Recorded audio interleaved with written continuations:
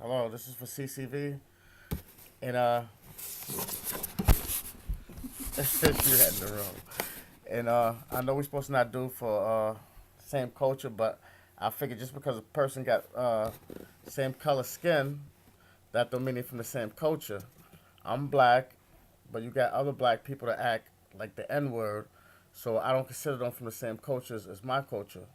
So I'm going to do the report about how to deal with intercultural communications with someone from different cultures. But I'm going to use me, and I'm going to use some black people that they because she can verify. Do I? She says I act white All the time.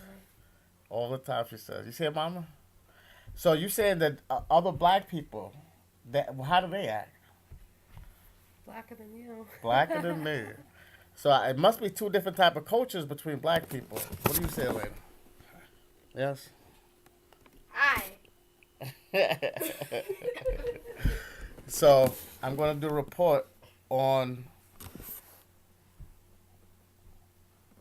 different cultures of black people, different cultures of black people, and how to properly communicate with these people. Because some sometimes I got problems communicating with people from different cultures too, even though you might think they're from the same culture.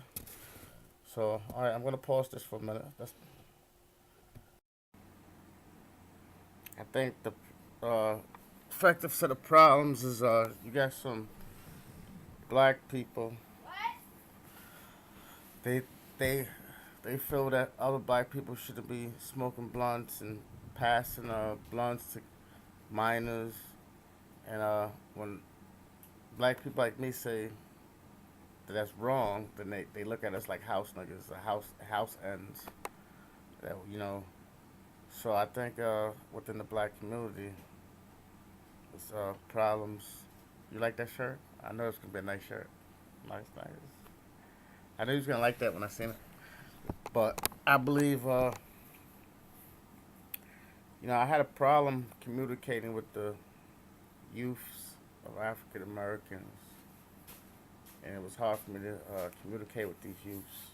I was working with them in New York because the family basically was brainwashed to think it's normal to live in a generation per generation project situation and not strive to do better or not have plans to be a school teacher or lawyer, senator, or president of the United States. So I grew up from the age of 12 in New York City. My grandfather had property, so every weekend I was going upstate New York. He'd come around the projects with Cadillacs. And then I went to a boys' home upstate New York too after my mom died. So they used to tell me I sound white when I used to come on home visits to the Bronx, New York. Yeah, that's right, Yankees. You'll see that. Yankees, right? Yeah. So I used to come home visits. So all the kids used to be like, yo, you sound white, man. So, and I noticed my different culture with my white friends. They were cool. I never had a problem. Never had a problem with the family or nothing. Those ain't mine. I don't know whose this is. But I never had a problem with any of their family. Uh, I, I I grew up with white people that everybody owned their own houses. So when I came to certain parts of Vermont, New Hampshire, it was a little weird seeing white people in tenement houses and like in Newport, Vermont, when I started going to CCV, I'd be like, oh, that's nice, It's nice. But it was a tenement building, like in the ghettos, So those white people were different than the white people I was used to. Then I hung out on white people, from Park Avenue, Wall Street area. So even though the two people they got the white skin, they different. And like even when I take some of the white guys from up here to Burlington, Vermont, they a little different because some of them used to be hard workers, man. They've been working on it like so. Getting dressed up is all good, but that's not really them. So then the people from Burlington, Vermont, some of them stick out on Park Avenue, Wall Street, and dress in and how you speak and communicate and topics and form and range of knowledge.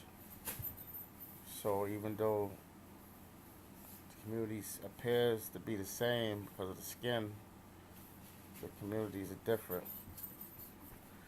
So again, taking it back to the black people, and so you got black people, and then you got the N word.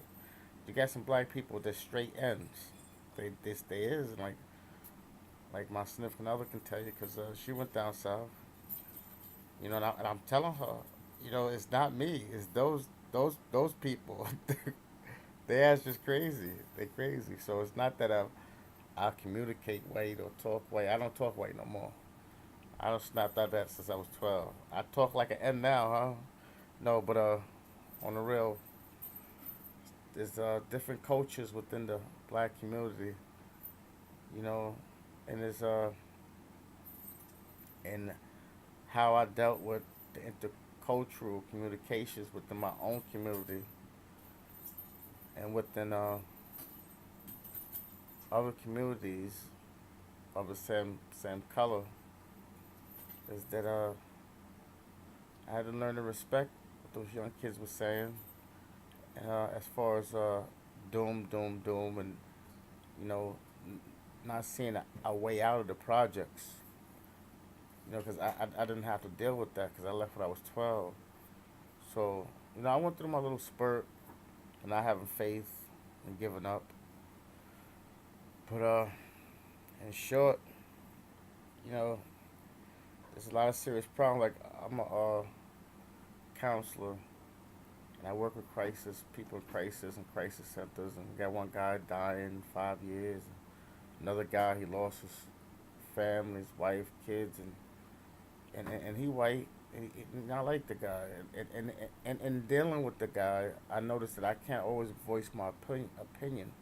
I gotta close my mouth sometimes and just let him win. You know, like he's telling me on topics that I don't have the information on, as far as being in Texas and how Texas is like 60% Mexicans, and the terminology wetback from Trump is that he's specifically not talking about the hardworking Mexicans and the good Mexicans and the godly Mexicans. He's specifically pointing out some of the bad Mexicans, the gang members, and he's using the word wetback, and so the guys, you know, trying to tell me exactly that it's not a racial thing. It's just that these people are bored, and so I came to understanding or how to look at the situation in Texas, as far as how the guy was describing it, because I was blind and ignorant to the facts that what he was saying, so I couldn't have input or a negative input to say he's wrong, he's wrong, he's wrong. I had to listen to what he was saying.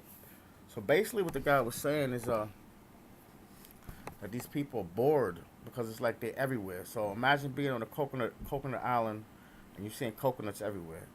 So it's just like that. So it's like you the one sticking out. They don't like whites and they don't like blacks. So it's like, and some of those dudes is bored. So I'm listening to this dude, but then you know I can't really go against what he's saying because I don't have the information to dispute him. What I can do is acknowledge what he's saying and try to visually see what he's saying. And when I did visually see what he was saying, I had to sit back and acknowledge this guy some his topics got some validity psychologically, as far as you know what I can see, and psychologically what and physically what he's been through as a human being. And I can't say he himself never been through hardship down there. So in dealing with that individual from a different culture, I had to come to the point to understand that you know this man lost his family. This man lost his wife, and he's in a crisis center. He was smart enough to come to the crisis center. Some people, you know, they be out wherever they be. You know, the man was strong. So jumping back to black people and the different culture within black people. Some people, each culture has each skin color has different cultures within it, different uh, sectors, and so you might have a church-based culture within the black community. You might have a selling drug-based culture in the black community. You might have a prostitution, the extortion, kidnapping culture within the black community. These negative things within the community don't reflect per se the whole community.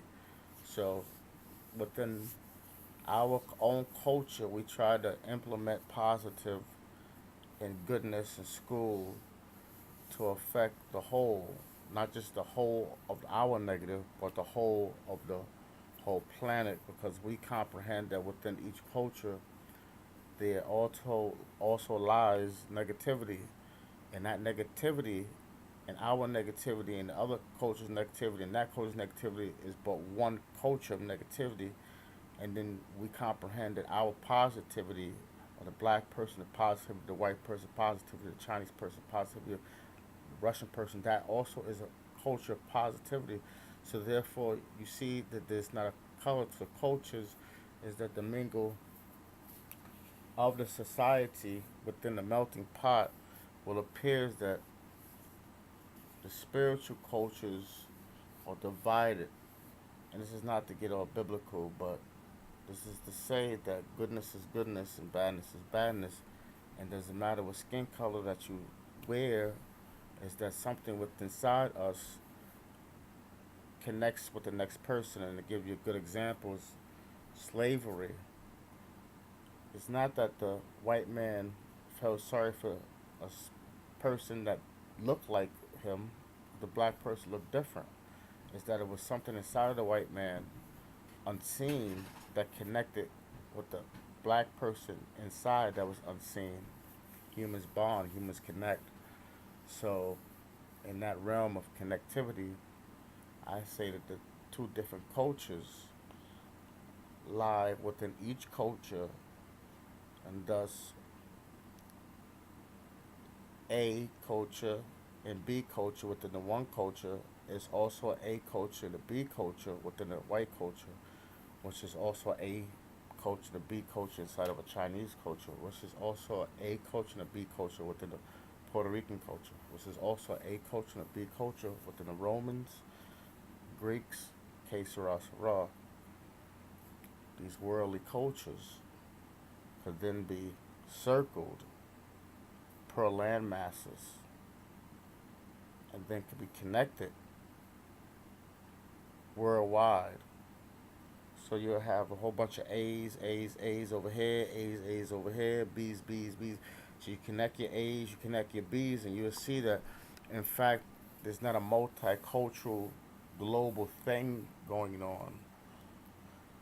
You'll see how connected humans really are. So, not to get off the topic, for which I probably got off the topic a little bit, uh, and working with different cultures within my own neighborhood, as well as working with different cultures inside my neighborhood that don't look like me. I find the best thing on how to work with these cultures is the respect and finding some type of common ground and trying to make them understand that it's about longevity of life, and the common ground should be somewhere around life and extending life and having a respect for life and wanting more life and wanting to give life and wanting to help prosper life and make life better for all. So some type of respect for life should be implemented in the talks, and sometimes you might have to go in stealth mode into the implementation of life and the caring of life, and not throwing dirt on the floor, and not disrespecting someone else's property, and not sticking a candy bar in your pocket. The connectivity between cultures can be seen and how we feel for each other. A black guy liking a white woman liking a black guy, which is nothing new. Slave master, wake up in the morning time, here go my butt. Hey master, you want your horse? You want your briefcase? Let me help you on your horse, so you can get your butt out of here, so I can go see your wife. So in turn, the attraction also came when he come home, eat his favorite meal, and he said, "Oh man, Mary make a good meal. She can cook real good, that Negro." He get his little cigarette, tell his wife, "I'll be back. I'm gonna go pay their Mary visiting her slave chambers." And because the white woman didn't have too much legal uh, rights back then, she just had to bite it. But she'd bite it alright. She'd probably bite my black butt while he off cheating, running around. You know what I'm saying? So attraction has always been around, man. And connectivity has always been around.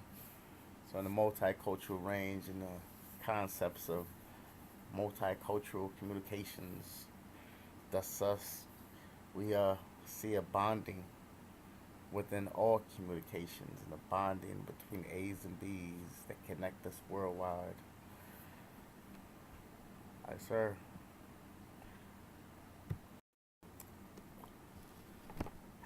Attributes of said B culture, which would be the N from the B, from the black person, so the black people would be the A culture, and then the N's would be the would be the B culture.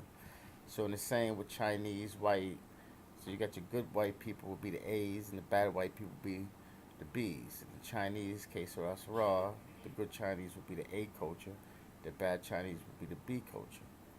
So and looking at the attributes of the A culture, of one Pacific culture, I see these individuals want to better the planet, better themselves. Their attributes is going to work, you know, thinking positively, don't want to fight, don't want to do drugs, case for us raw. And the attributes of the B culture will be wanting to sit around smoking blunts all day, perpetuating the blunts and smoking pot is cool, gold chains, listen to negative rap music that depicts black women and all women as bitches, hoes, uh, perpetuating the life of distress, poverty, jail, norms of street gangs, case Ross Raw. Uh, I see these attributes in all cultures within the A and B culture, and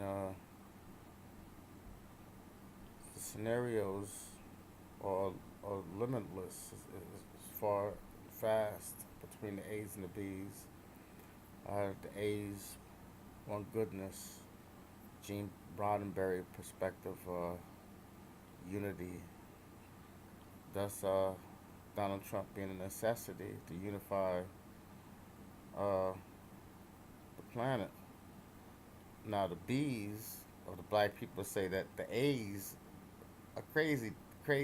They call us the N's because if an A has a belief that Donald Trump's a necessity, as well as all these people showing their heads now, because you got a lot of hate groups that wasn't showing their heads. So now they're showing their heads, they're giving them money. So we're keeping track of these people because in the future, these people could use that money to hurt us. So not only are they relaxed and they showing their face, but in truth, if you have a Gene Roddenberry perspective, everybody's gonna be in the same book. Now, when you tell a black person that's in a B category, they're gonna criticize me. They're gonna say I'm a bad person, case Ross Raw, and I basically believe that the A's and the B's of all cultures have their own problems within themselves. All right.